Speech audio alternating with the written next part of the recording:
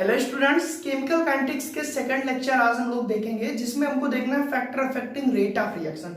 First of all students, मैंने comments को pin किया था कि जो लास्ट में मैंने बताया था कि rate of reaction for the stoichiometric reaction and non stoichiometric reaction के लिए कैसे डिफरेंट फॉर्म में इक्वेशन लिखे जाते हैं। तो सबसे पहले हम उसको बहुत ही एक्सप्लेन करके डिस्कस करेंगे क्योंकि वहां से क्वेश्चंस बनते हैं आपके, क्योंकि कैसे लिखेंगे जब तक ये नहीं पता रहेगा फिर आप रेट ऑफ रिएक्शन किसी रिएक्शन के लिए नहीं लिख सकते। तो आइए देखते हैं। फर्स्ट ऑफ ऑल हेडिंग लगाइए rate of reaction for stoichiometric, यानी कि आर को आर ऑफ स्टोइकियोमेट्रिक रिएक्शन। अब स्टोइकियोमेट्रिक क्या होता है आई होप आप लोग जानते होंगे, और अगर आप नहीं जानते तो अभी एकदम क्लियर हो जाएगा। ऐसे रिएक्शन जिसमें रिएक्टेंट प्रोडक्ट सबका रेशियो सेम हो, ऐसे रिएक्शन को स्टोइकियोमेट्रिक रिएक्शन कहते हैं। जैसे हम बात करें, हम एक रिएक्शन लेते हैं A plus B gives out C plus D. यहाँ पे स्टूडेंट देखिए तो A का रेशियो भी एक है, इसका भी एक, इसका भी एक, इसका भी एक, यानी सबके मोल इक्वल है। देन हम कह सकते हैं यहाँ पे 1:1 है, यानी कि ये जो रिएक्शन है ये एक स्टोइकियोमेट्रिक रिएक्शन है। अब ऐसे केस में अगर रेट ऑफ रिएक्शन डिटरमाइन करना हो तो एक एग्जांपल लेते हैं और फिर हम दिखाते हैं कैसे हम लोग करेंगे। एग्जांपल हम ले लेना है इस रिएक्शन को जब हम लोग लेते हैं तो देखिए यहाँ पे सब एक एक मोल है, यानी कि ये एक स्टोइकियोमेट्रिक रिएक्शन है। बात करेंगे इसके लिए रेट ऑफ रिएक्शन कैसे लिखेंगे तो आप भी दिमाग लगाइए, बाकी तो हम एक्सप्लेन कर रहे हैं। स्टोइकियोमेट्रिक यानी इसके लिए जितना, अब ये रिएक्टेंट है, ये हमारा रिएक्टेंट है और ये हमारा प्रोडक्ट है। अब जितना रिएक्टेंट में डिक्रीजमेंट आएगा उतना ही प्रोडक्ट में इंक्रीजमेंट आएगा। मैंने आपको पहले ही बताया है कि रिएक्टेंट जितना डिक्रीज होगा प्रोडक्ट उतना बनेगा। इसका कंसंट्रेशन में जितना डिक्रीजमेंट आएगा उतना इसके कंसंट्रेशन में इंक्रीजमेंट आएगा। तो हम यहां से क्या कह सकते हैं कि NO2 इन NO2 डिक्रीजमेंट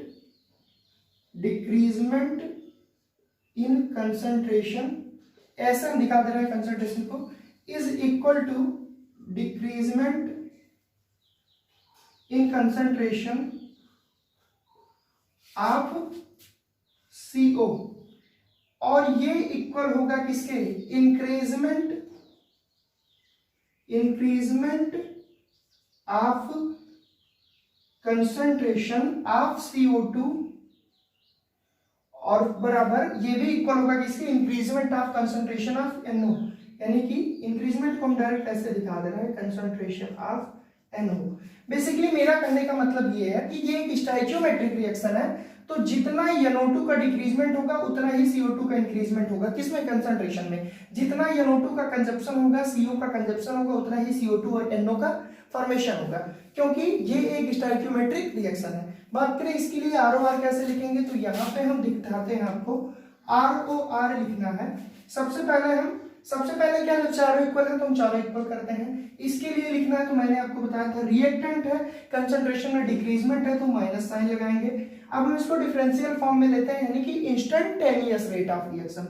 तो इसको D स्मॉल d, और यहाँ पे क्या हमारा NO2, यहाँ पे लिखना है हमको NO2 और upon dt is equal to minus क्यों, क्योंकि इसका भी कंसंट्रेशन डिक्रीज हो रहा है। D ब्रैकेट में CO upon dt is equal to, अब माइनस नहीं लगेगा क्योंकि प्रोडक्ट में कंसंट्रेशन इंक्रीज हो रहा है, तो यहाँ पे D ब्रैकेट में CO2 upon dt is equal to D bracket में NO अपॉन dt। तो ये जो हमारा हुआ rate of reaction stoichiometric reaction के लिए, यानी कि यहाँ पे सारे इक्वल है। अब बात बढ़ती है कि ये तो सर हमको आता था, बट हम तब क्या करेंगे अगर नॉन स्टोइकियोमेट्रिक रिएक्शन आ गई और आपसे कहा कि रेट ऑफ रिएक्शन के लिए इक्वेशन लिखिए। तो स्टूडेंट सबसे पहले आप इसका स्क्रीनशॉट लीजिए, इसको हम रफ करके आपको इसी में नॉन स्टोइकियोमेट्रिक रिएक्शन समझाते हैं। स्टूडेंट्स अब हम देखेंगे कि नॉन स्टोइकियोमेट्रिक रिएक्शन के लिए रेट ऑफ रिएक्शन कैसे निकालेंगे। तो सबसे पहले इसकी हेडिंग लगाइए और हम एक एग्जांपल लेते हैं नॉन स्टोइकियोमेट्रिक रिएक्शन की। नॉन स्टोइकियोमेट्रिक रिएक्शन को हम ऐसे ले सकते हैं कि मान लीजिए वहां पे हमने लिया था A plus B gives out C plus D. अब इसमें हम ले सकते हैं A plus 2b gives out 1C plus 3d। तो यहाँ पे हम देखेंगे इसका रेशियो 1 है, इसके 2 मोल है, इसके 1 मोल है, इसके 3 मोल, यानी कि इनके मोल के रेशियो में डिफरेंट है। यानी कि इनके मोल डिफरेंट डिफरेंट रेशियो में है, तो हम कह सकते हैं कि ऐसी रिएक्शन अनस्टोइकियोमेट्रिक रिएक्शन का एक एग्जांपल है। तो बहुत ही सिंपल सी एक रिएक्शन लेते हैं जो बेसिकली आप लोग पढ़ चुके होंगे, अमोनिया बनाने का हैबर मेथड, जो हाई स्कूल में भी आप लोग पढ़े होंगे, क्लास 11th में भी। तो इसके लिए हम देखेंगे, हमने यहाँ पे लिया N2 + 3H2 gives out 2NH3। अब स्टूडेंट्स यहाँ पे आप ध्यान दीजिएगा, इसके 1 मोल है, इसके 3 मोल है, इसके 2 मोल है, यानी कि एक नॉन स्टोइकियोमेट्रिक रिएक्शन है। अब इसके लिए हमको रेट ऑफ रिएक्शन लिखनी होगी, तो हम क्या करेंगे, तो कुछ नहीं करना है, जितने मोल यहाँ पे दिए होंगे उतने से हमको इसमें भाग दे देना है, जितने मोल यहाँ पे दिए हैं उतने से हमको डिवाइड कर देना है। कैसे, मान लीजिए इस केस में पहले हम सिंपली दिखा रहे हैं आपको, ए के लिए ए ही रहेगा, अब 2b है तो इसके लिए 1/2b कर देंगे, बाकी सेम एज इट इज लिखेंगे, इज इक्वल टू सी के लिए सी ही रहेगा, डी है तो 1/3 करके तब डी करेंगे। अब ये चीज हमने सिंपली समझाई। अब इक्वेशन में आर ओ आर अगर निकालना है तो क्या करेंगे, इसके लिए यहाँ पे लिखिए आर ओ आर, यहाँ पे हमने लिखा आर ओ आर। अब हम यहाँ पे क्या करेंगे, बेसिकली रिएक्टेंट है तो इसका डिक्रीजमेंट होगा कंसंट्रेशन में, इसका इंक्रीजमेंट होगा, तो डिक्रीजमेंट के लिए माइनस साइन लगा। अब यहाँ पे क्योंकि एक ही मोल है तो इसके लिए कुछ नहीं लगेंगे, -d ब्रैकेट में लिखेंगे N2 और यहाँ पे लिखेंगे dt। क्लियर, ये तो एकदम सिंपल था क्योंकि एक मोल है। अब इज इक्वल टू इसके 1 मोल जितने देर में डिक्रीजमेंट होंगे उतनी ही टाइम में इसके 3 मोल डिक्रीजमेंट होंगे, और इन दोनों के कंजप्शन जितने देर में होंगे उतने देर में 2 मोल NH3 का फॉर्मेशन होगा। क्लियर, यानी कि अब हम इसके लिए अगर लिखें तो मैंने बताया कुछ नहीं करना है, उतने से भाग देना, डिवाइड कर देना है, तो 1/3 माइनस लगेगा क्योंकि डिक्रीजमेंट हो रहा है, और यहाँ पे d ब्रैकेट में हम लिखेंगे H2/dt। आई होप आपको क्लियर हुआ होगा, बहुत ही आसान है। इज इक्वल टू प्रोडक्ट के लिए, तो प्रोडक्ट के लिए क्योंकि 2 मोल है तो 1/2, और क्योंकि इंक्रीजमेंट हो रहा है कंसंट्रेशन में, देन यहाँ पे पॉजिटिव चार्ज, और ये d और ब्रैकेट में हमने लिखा NH3/dt। तो ये हमारा रेट ऑफ रिएक्शन का नॉन स्टोइकियोमेट्रिक में ये हुआ इक्वेशन। तो आई होप आप क्लियर हो गया होगा कि यहाँ पे 3 था तो 1/3 लिए, यहाँ पे 2 था तो 1/2, और निगेटिव पॉजिटिव साइन बाकी सब एज इट इज लिख देंगे। तो आई होप आपको नॉन स्टोइकियोमेट्रिक और स्टोइकियोमेट्रिक रिएक्शन के लिए रेट ऑफ रिएक्शन का इक्वेशन लिखना आ गया होगा, और ज्यादा प्रैक्टिस करेगा क्योंकि इसके बिना काम नहीं चलने वाला, क्वेश्चंस यहां से ही अराइज होंगे। अब हम बात करते हैं students factor affecting rate of reaction को, कौन कौन से फैक्टर होते हैं जो रेट ऑफ रिएक्शन को अफेक्ट करते हैं। फ्रेंड्स अब हम बात करते हैं कि कौन कौन से फैक्टर हैं जो रेट ऑफ रिएक्शन को अफेक्ट करते हैं। तो बेसिकली 6 से 7 फैक्टर हैं, बट हमको 2 बहुत ही अच्छे से एक्सप्लेन करने हैं, कंसंट्रेशन और टेम्परेचर। तो पहले छोटे छोटे जिनको कम पढ़ना है, जो ज्यादा इंपॉर्टेंट नहीं है हमारे बोर्ड के लिए, जो ज्यादा इंपॉर्टेंट नहीं है हमारे कंपटीशन एग्जाम के लिए, पहले उसको देखते हैं। देन हम कंसंट्रेशन और टेम्परेचर को तो एक्सप्लेन बहुत ही अच्छे से करेंगे, क्योंकि आने वाला जो भी 6-7 लेक्चर होगा, order of reaction, RNS equation, activation energy, सब इसी से रिलेटेड है। तो आइए देखते हैं कौन से फैक्टर हैं। फर्स्ट फैक्टर की बात करें तो पहला फैक्टर है हमारा नेचर ऑफ रिएक्टेंट। चलिए दिमाग लगाइए कि नेचर ऑफ रिएक्टेंट कैसे इसको इफेक्ट कर सकता है। आपको याद होगा कि हमने स्टार्टिंग में बताया था कि कुछ हमारी रिएक्शन होती है जो बहुत ही फास्ट होती हैं, और कुछ हमारी रिएक्शन होती है जो बहुत ही स्लो होती हैं। अब जल्दी से सोचिए फ्लैशबैक में जाके कि कौन सी रिएक्शन होती है जो बहुत ही फास्ट होती है। तो जो रिएक्शन आयनिक रिएक्शन होती है वो बहुत ही फास्ट होती है। आई होप आपको याद आया होगा। तो आयनिक रिएक्शन जितनी होती है वो बहुत ही फास्ट होती है। अब आयनिक रिएक्शन का एक बढ़िया सा एग्जांपल भी आपको याद होगा, सबसे सिंपल वाला वो रिएक्शन क्या है, AgNO3 plus NaCl gives out AgCl का प्रेसिपिटेट बन जाएगा प्लस NaNO3। अब आप यहाँ ध्यान दीजिए कि मैंने बताया था आयनिक रिएक्शन इसलिए फास्ट होती है क्योंकि ये आयनों में टूटे हैं, बस इनको क्या करना है, घुलना है।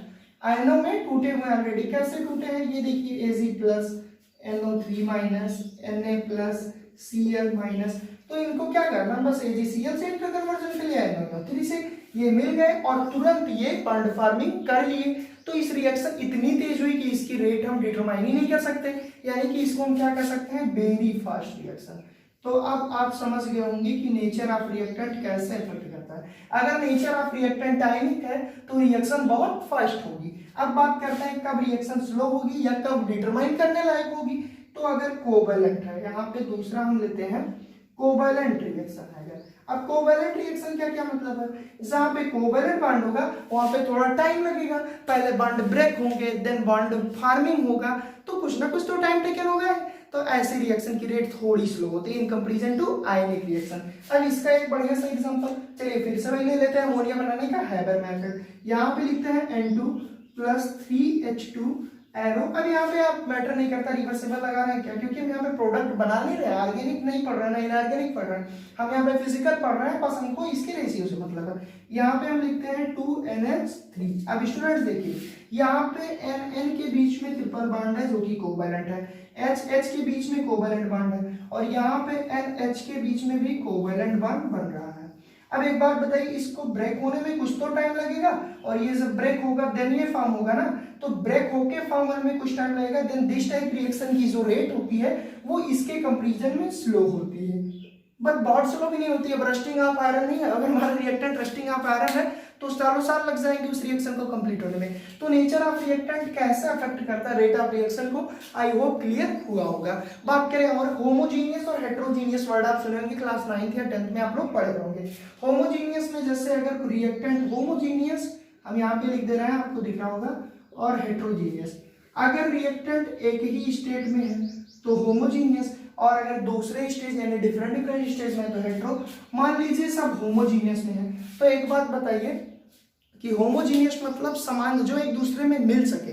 अब जो एक दूसरे में मिल सके वो जल्दी से मिल जाएगा तो ये रिएक्शन फास्ट होगी, और जो दूसरे में ना मिल सके, अब पानी में हम बालू डालेंगे या कंकड़ डालेंगे तो कहाँ से मिल पाएगा, तो ऐसे रिएक्शन हेट्रोजीनियस है, यानी कि ये स्लोली होगा और ये फास्ट है, तो ये भी रेट ऑफ रिएक्शन को अफेक्ट कर रहा है कि होमोजीनियस है कि हेट्रोजीनियस, यानी कि ये भी तो रिएक्टेंट का नेचर ही है। तो आई होप आपको क्लियर होगा कि नेचर ऑफ रिएक्टेंट कैसे अफेक्ट करता है किसको, रेट ऑफ रिएक्शन को। अब हम सेकंड लेते हैं, सबसे पहले इसको रफ करते हैं, हम सेकंड देखते हैं। तो सेकंड हमारा है फिजिकल स्टेट। स्टूडेंट्स अगर बात करें हम इसके सेकंड फैक्टर की, तो वो जो हमारा सेकंड फैक्टर वो हमारा physical state. Physical state basically 3 state हो सकती है किसी चीज की, एक होती है हमारी सॉलिड, एक होती है हमारी लिक्विड, और एक होती है हमारी गैस। इसके अलावा भी तो होती है ना, आप बोलेंगे हाँ, लेकिन यहाँ पे हमको 3 ही लिखना है, ठीक है। बात करें अगर सॉलिड की, तो चलिए थोड़ा सा एकदम बेसिक पढ़ रहे हैं। सॉलिड में मॉलिक्यूल ऐसे ऐसे ऐसे, अब ये क्या बनाती है, ये तो आपने जलेबी बना दी, जलेबी नहीं है ये बहुत ही ज्यादा नजदीक नजदीक है, इसका मतलब है ये क्लोजेस्ट फॉर्म में रहते हैं। लिक्विड की बात करें तो यहाँ पे भैया थोड़ा सा मामला डिफरेंट रहता है, यहाँ पे ये थोड़ा थोड़ा दूर दूर रहते हैं, ज्यादा दूर नहीं रहते, इतना दूर रहते हैं जरूरत पड़ने पे बुला ले भैया आ जाओ, हमको तुम्हारा काम है। अब बात करते हैं गैस के लिए, तो गैस में भैया बहुत दूर दूर रहते हैं, ये सब इतने दूर रहते हैं कि अगर कोई किसी चिल्लाता है भैया आओ हमको ये मार रहे हैं, तो आने में बहुत टाइम लगेगा, लेकिन हाँ ये बहुत तेज भी आते हैं। ये आपस में इनके पास जगह नहीं है, भाग के आएंगे लड़ बढ़ के गिर जाएंगे, और इनके पास इतनी जगह है कि ये बहुत तेज मूवमेंट करते हैं, ये आपस में बहुत बढ़िया टकराते हैं। अभी हम इस चैप्टर में आपको पढ़ाएंगे कोलिजन थ्योरी, तो ये कॉन्सेप्ट वहां से जोड़िएगा। अब देखिए यानी सबसे अच्छा जो कोलिजन होगा वो किसमें होगा, गैस में, यहाँ पे इफेक्टिव कोलिजन होगा। अब आप सोचेंगे ये सर क्या पढ़ा रहे हैं इफेक्टिव कोलिजन, तो भैया कोलिजन का मतलब होता है टकराव, लड़ना भिड़ना। जब ये खूब तेज दौड़ रहे हैं तो खूब तेज लड़ेंगे, इनके बीच ज्यादा इफेक्टिव होगा, इनके जगह ही नहीं है, धीरे धीरे बचा बचा के चल रहे हैं, और इनमें तो हिलने की भी जगह नहीं, तो ये क्या चलेंगे, यानी सबसे अच्छा कोलिजन इसमें होगा। अब जिसमें सबसे अच्छा कोलिजन होगा उसकी रिएक्शन भी तो सबसे अच्छी होगी रिएक्टेंट की, और जिसकी रिएक्शन सबसे अच्छी होगी उसकी रेट किसकी फास्ट होगी, उसी की तो होगी। यानी कि अगर बात करें फिजिकल स्टेट की, तो गैस की रेट रिएक्शन सबसे ज्यादा होगी, फिर लिक्विड की होगी, और फिर हमारी सॉलिड की। तो आई होप आपको क्लियर हुआ होगा कि कैसे फिजिकल स्टेट अफेक्ट करती है किसको, रेट ऑफ रिएक्शन को। लेते हैं हम लोग तीसरा फैक्टर। तीसरे फैक्टर को अगर हम बात करें तो हम ले रहे हैं प्रेजेंस ऑफ लाइट। अब आप सोचेंगे इसका क्या मतलब, लाइट के रहने से क्या होगा, प्रेजेंस ऑफ लाइट। तो बेसिकली स्टूडेंट्स आपको याद होगा हम लोग पढ़े थे क्लास 11th में रिएक्शन मैकेनिज्म वाले चैप्टर में, homolytic bond fission, heterolytic bond fission. Homolytic bond fission वहां होती थी जहां पे H में होगा, बोलेंगे हाँ सर याद आया, हमने एक रिएक्शन देखी थी H2 + Cl2, और यहाँ पे गिव्स आउट H-, और यहाँ पे देखा था HCl2 HCl, याद आया कुछ, हमने देखा था फ्री रेडिकल फॉर्मेशन में, यानी कि इसकी उपस्थिति में क्या होता है, बॉन्ड जल्दी टूट जाते हैं और फिर 2HCl का फॉर्मेशन करते हैं। जल्दी क्यों टूटते हैं, क्योंकि ये हमारा है फोटॉन, और फोटॉन क्या होता है, एनर्जी का बंडल। एनर्जी का बंडल देंगे तो कोई भी इलेक्ट्रॉन जो ग्राउंड स्टेट में वो एक्साइटेड स्टेट में जाएगा, देन रिएक्शन जल्दी प्रोसीड होगी। अब होता क्या था, ये क्लोरीन क्लोरीन खट से ब्रेक हो जाता था, खट से नहीं होता था, आराम से होता था, ये ब्रेक हो जाता था और बनते थे क्या, क्लोरीन फ्री रेडिकल। आपको याद होगा। तो यानी कि फोटॉन की उपस्थिति में प्रेजेंस ऑफ लाइट में इंटेंसिटी जितनी ज्यादा होगी, फोटॉन इतने ज्यादा होंगे और ये रिएक्शन तेज प्रोसीड करेगी। यानी कि प्रेजेंस ऑफ लाइट भी बहुत बड़ा फैक्टर है किसको, रेट ऑफ रिएक्शन को डिटरमाइन करने में। अगर लाइट की प्रेजेंस है तो ये रिएक्शन तेज होगी, यहाँ पे हम लाइट ही ना दे तो रिएक्शन कहाँ होगी, यानी कि ये फैक्टर अफेक्ट कर रहा है। अब बात करें चौथे की, चौथे ले लेते हैं भैया, यहाँ पे आपको दिख रहा होगा सरफेस एरिया। सरफेस एरिया क्या होता है, पाउडर देखे हैं, हाँ सर देखे भी हैं, लगाते भी हैं। देखिए तो लगाते हैं तो अच्छी बात है, नहीं लगाते तो और अच्छी बात है। तो ये जो सरफेस एरिया है, अब देखिए जो हमारा सरफेस एरिया मेनली सॉलिड वाले रिएक्शन के लिए होगा, क्योंकि गैस और लिक्विड में क्या सरफेस एरिया होगी, ठीक है, तो सॉलिड के लिए। अब अगर मान लीजिए हम आपको एक अच्छा सा एग्जांपल देना चाह रहे हैं, चलिए हम यहाँ पे दे रहे हैं। अगर मान लीजिए हमने क्या लिया, ये एक गिलास पानी लिया, ये पानी दिख रहा है ना, ये एक गिलास क्या है, वाटर है। यहाँ पे एक गिलास हमने पानी लिया और आपसे कहा कि हमारे पास दो टाइप के शुगर मॉलिक्यूल है, एक भैया जो बड़ा वाला मॉलिक्यूल आता है ऐसे ऐसे, एक ये शुगर मॉलिक्यूल है, ये हमारा क्या है, बिग बाइट, ये बिग बाइट है, बड़ा बड़ा है, और एक हमारे पास ये टीनी पार्टिकल यानी कि पाउडर फॉर्म में है ये। तो अगर हम कहें इसमें कौन तेजी से घुलेगा, तो आप कहेंगे इसमें क्या, ये कौन सा क्वेश्चन है, यही वाला घुलेगा। सही बात है, यही वाला घुलेगा, क्योंकि इसकी सरफेस एरिया कम है, क्योंकि इसकी सरफेस एरिया ज्यादा है, ये स्मॉल है, टीनी है, सरफेस एरिया ज्यादा है, तो ये जल्दी से घुलेगा, जल्दी से घुलेगा तो रेट ऑफ रिएक्शन तेज होगी, और इसकी रिएक्शन कम तेज होगी। आप समझ में आ गया ना, सरफेस एरिया यानी कि जो जितना स्मॉल मॉलिक्यूल होगा, जितना स्मॉल पार्टिकल होगा, उसकी सरफेस एरिया उतनी ज्यादा होगी, और जिसकी सरफेस एरिया जितनी ज्यादा होगी उसकी रेट ऑफ रिएक्शन उतनी ज्यादा होगी। तो चलिए लिख ले, कहिए तो लिख ले, नहीं तो आप तो सब नोट्स में मैंने लिख ही दिया है, तो लीजिए लिख ही देते हैं। यानी कि स्मॉल पार्टिकल, अब पार्टिकल स्मॉल कहें या पाउडर कहें, ये जितना होगा उतनी ही ज्यादा सरफेस एरिया होगी, यानी कि सरफेस एरिया, और जितनी ज्यादा सरफेस एरिया होगी उतनी ROR। भैया ROR 25 बार बता चुके हैं हम कि रेट ऑफ रिएक्शन की बात हो रही है। तो आई होप आपको ये चौथा फैक्टर सरफेस एरिया भी क्लियर हुआ होगा। अब बात करते हैं पांचवें फैक्टर की। तो कैसे बात करेंगे, बोर्ड भी तो खाली होना चाहिए। तो चलिए इसको मिटाते हैं और बात करते हैं पांचवें फैक्टर की कि कौन से और फैक्टर है जो इसको अफेक्ट करते हैं। स्टूडेंट्स बात करें अगर पांचवें फैक्टर की, तो पांचवा जो हमारा फैक्टर है वो है कैटालिस्ट। अब कैटालिस्ट क्या है, आप बोलेंगे हम तो सर जानते हैं जो रिएक्शन की रेट को या तो बढ़ा दे या तो घटा दे। जी हाँ, वही होता है कैटालिस्ट। बट यहाँ पे हम यही तो देखेंगे कि कौन से कैटालिस्ट रिएक्शन की रेट को बढ़ा देते हैं, कौन सी घटा देते हैं। तो सीधी सी बात है, जो पॉजिटिव कैटालिस्ट होंगे वो रिएक्शन की रेट को बढ़ा देंगे, जो नेगेटिव कैटालिस्ट होंगे वो रिएक्शन की रेट को घटा देंगे। अब अगर आपको ये बहुत बढ़िया से पढ़ना है सर कैसे रिएक्शन आप रेट बढ़ा देते हैं, चलिए ठीक है, एक ग्राफ के माध्यम से हम देख ले रहे हैं। बाकी इसका ज्यादा एक्सप्लेनेशन जब आर्गेनिक इक्वेशन एक्टिवेशन एनर्जी पढ़ेंगे तो वहां और अच्छे से क्लियर होगा। तो भैया कैटालिस्ट हमारे दो टाइप के होते हैं, एक होते हैं पॉजिटिव कैटालिस्ट, एक होते हैं निगेटिव कैटालिस्ट। जो पॉजिटिव कैटालिस्ट होते हैं ये इंक्रीज कर देते हैं क्या, rate of reaction, increase ROR। जो निगेटिव कैटालिस्ट होते हैं ये डिक्रीज कर देते हैं क्या, ROR, ये रेट ऑफ रिएक्शन को डिक्रीज कर देते हैं। अब बात करते हैं इंक्रीज करेंगे तो पॉजिटिव है, डिक्रीज करेंगे तो निगेटिव, यानी कि इसके लिए अलग अलग कंडीशन है। अब आप बोलेंगे सर कैसे पॉजिटिव कैटालिस्ट इंक्रीज कर देता है रेट ऑफ रिएक्शन, तो चलिए एक छोटा सा ग्राफ लेते हैं। आई होप आपको दिख रहा होगा, ये छोटा सा हमने ग्राफ लिया। मान लीजिए हमारा रिएक्टेंट है, ये हमारा प्रोडक्ट है, इसको हमने P लिखा, इसको हमने R लिखा। ये हमारा रिएक्टेंट है, ये हमारा प्रोडक्ट है, क्लियर है, ये हमारा रिएक्टेंट है, ये हमारा प्रोडक्ट है, और ये इसका पी यानी कि ये एक्टिवेशन एनर्जी है। एक्टिवेशन एनर्जी क्या होता है, रिएक्टेंट से प्रोडक्ट तक जाने के लिए एक मिनिमम रिक्वायर्ड एनर्जी की नीड होती है, जिसको हम एक्टिवेशन एनर्जी कहते हैं।